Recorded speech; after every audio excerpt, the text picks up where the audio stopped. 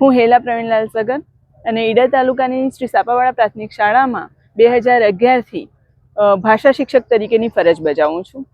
અત્યારે આ સરકારશ્રીનો જે કાર્યક્રમ છે એ કાર્યક્રમની અંદર અમે ઉપસ્થિત છીએ. શાળાના બાળકો પણ અહીં મોટી સંખ્યામાં ઉપસ્થિત છે અને ઘણા નાગરિકો પણ અહીંયા મોટી સંખ્યામાં ઉપસ્થિત છે.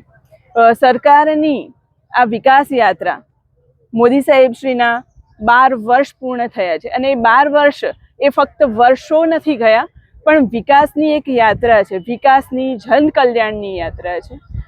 શિક્ષણની અંદર જોઈએ તો અત્યારે સરકારી પ્રાથમિક શાળાઓ અદ્યતન બની રહી છે. નમો લક્ષ્મી યોજના, નમો સરસ્વતી યોજના જેવી યોજનાઓ થકી દીકરીઓને શિક્ષણની અંદર પ્રગતિ કરવા માટે ઘણી બધી તકો મળી રહી છે અને એમને સુવિધાઓ પણ મળી રહી છે.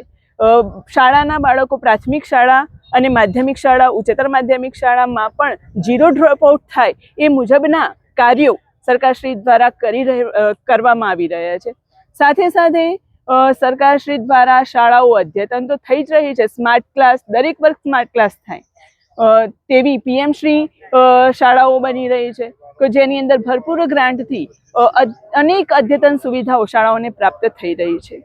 તો આવી સરકારશ્રીની જુદી જુદી યોજનાઓ થકી બાળકો શાળામાં પૌષ્ટિક ભોજન મેળવે છે, તેમનું સ્વાસ્થ્ય સુધરે છે, સાથે ઉત્તમ ગુણવત્તાયુક્ત શિક્ષણ પ્રાપ્ત કરી અને તેઓ વિકાસની દિશામાં આગળ વધી રહ્યા છે. સરકારશ્રીનું આ વિકાસનું જે લક્ષ્ય છે એ આવનારા ભવિષ્યમાં ચોક્કસથી સાકાર થવાનું છે અને પરિપૂર્ણ થવાનું છે.